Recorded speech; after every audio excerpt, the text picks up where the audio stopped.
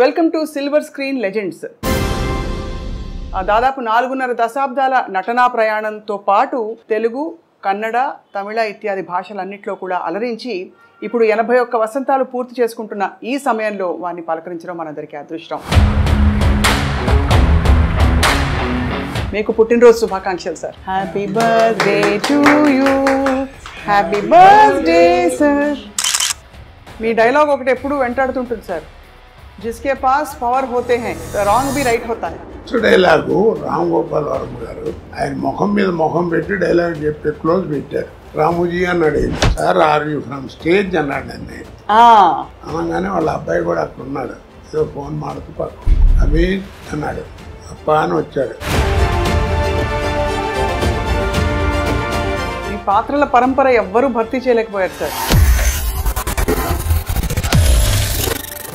ఇప్పుడు ఏమిటంటే హీరో అంటే 40 మంది 50 మంది ఉన్నారు. కమెడియన్స్ ఎంతమంది ఉన్నారో ఎవరికి తెలియదు. ఇప్పుడు ఆ పద్ధతి పాడు ఏం కనపట్లా. ఇప్పుడు సినిమా ఎక్కడ లేదు, అంతా సర్కస్. క్వాలిటీ అవి పోయినాయి, ఆ కథలు పోయినాయి, అవన్నీ పోయినాయి. అంటే ఏ విధంగా సార్? అంటే కొన్ని ఉదాహరణలు ఇవ్వగలుగుతారు? ఈ మధ్య సినిమాలు ఏమన్నా చూసారా మీరు? మా తీసేవారికే క్వాలిఫికేషన్ లేదు, డబ్బు ప్రాధాన్యం. కానీ చాలా భారీ భారీ సినిమాలు వస్తున్నాయి కదా సార్. ఖర్చు ఏం కనపడుతుంది తప్ప ఏం కనపడతలేదు. ఏదో ఒకటి గురించి అనడానికి ఏముంది, అనాలంటే బోల్డ్ అనొచ్చు. నచ్చుతున్నాయా ఈ మధ్య వస్తున్న సినిమాలు? అంటే నేను వేరే ఉద్దేశంతో అంటాం కాదు, ఉన్న విషయం చెప్తున్నా.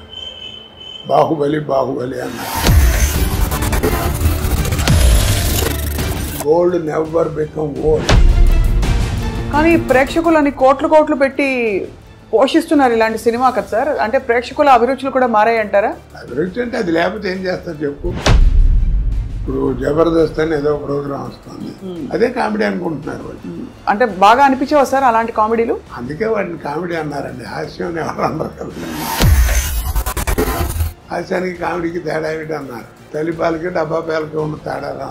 ఒక్క పంచులో ఫుల్ చెప్పేశారు సార్. ఆ సినిమాతో మీ అనుబంధం మీకు ఏమైనా జ్ఞాపకం గుర్తుందా సార్? ఆ సినిమా గురించి చెప్పాలంటే చాలా గొప్ప విశేషం ఉంది.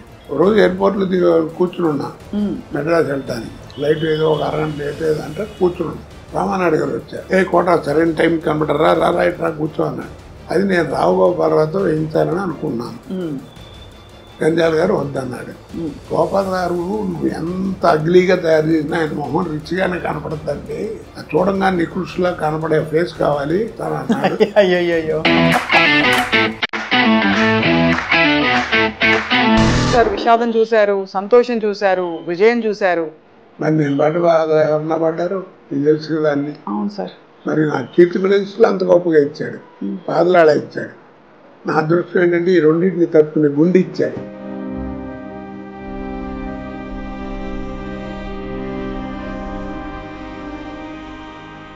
వాటి తాగిపోతే ఎప్పుడో నాశనం అయిపోయారు.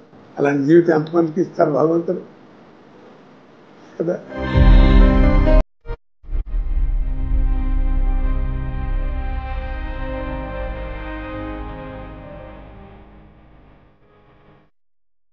నటనకి దూరంగా ఉండడం అనేది కొంత బాధ కలిగిస్తుందా? బాధ కదండి.